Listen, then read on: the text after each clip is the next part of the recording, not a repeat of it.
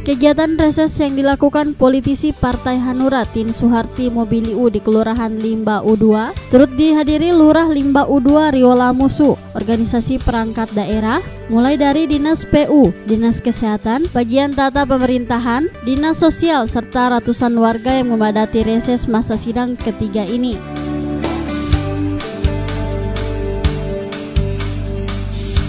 Menurut Tien Soeharti Mobiliu, reses kali ini masyarakat dapat memberikan masukan, kritikan maupun aspirasi terkait program pemerintahan yang dirasakan belum menyentuh.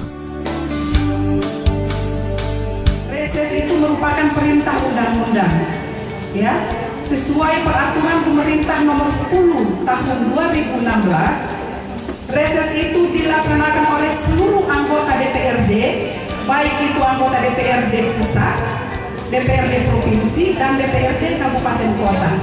Ya, kita dalam 1 tahun itu kita ada 3 kali masa sidang, ya, setiap 4 bulan. Jadi setiap 4 bulan kita melaksanakan reses.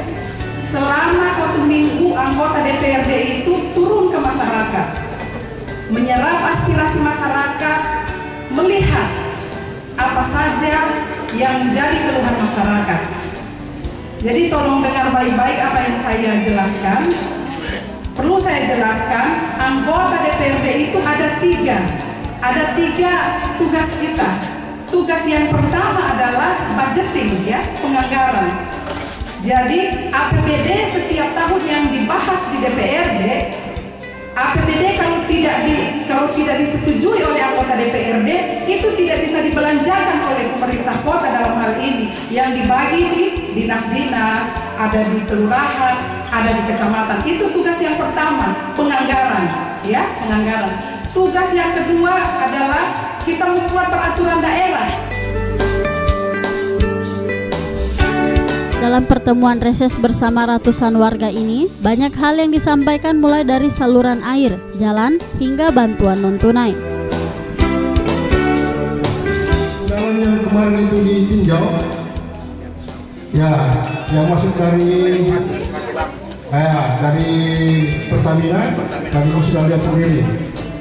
Berikut yang menyangkut sosial, tadi dipertanyakan mengenai bantuan non-tunai. Rata-rata 52 sudah dapat, tetapi itu masih 21 orang, sedangkan 98 di data BDT, masih data tempat itu masih banyak belum tercover, dan masih banyak juga di BDT orang yang miskin tidak tercover di BDT. Ini bagaimana caranya itu untuk supaya kita mendata kembali, karena yang mendata ini bukan dari kelurahan.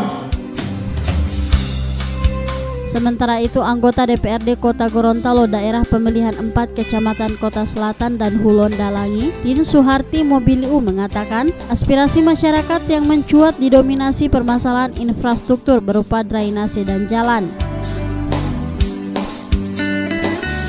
Sementara itu di Kelurahan Biau, Kecamatan Kota Selatan, anggota DPRD Kota Gorontalo Lukman Alinti mengatakan persoalan yang mencuat dalam reses ini salah satunya data penerimaan bantuan PKH yang masih simpang siur. Selain itu persoalan saluran dan paving. Dibutuhkan masyarakat itu adalah sentuhan daripada bantuan-bantuan sosial. Nah, seperti PKH juga ini masih simpang siur, sehingga ini kita perlu dorong pada pihak yang terkait untuk pendataannya harus selektif.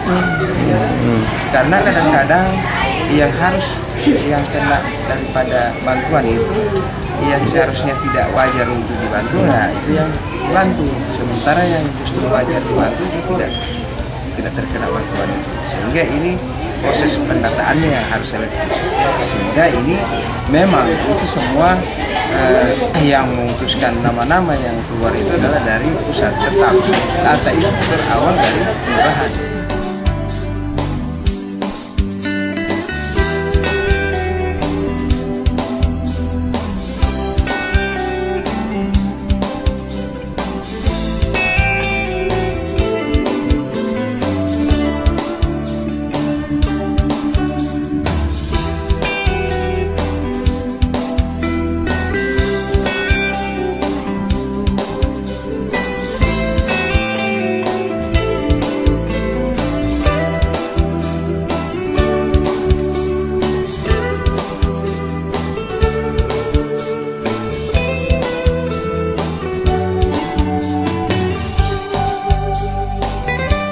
Tim Liputan Advertorial Mimosa TV.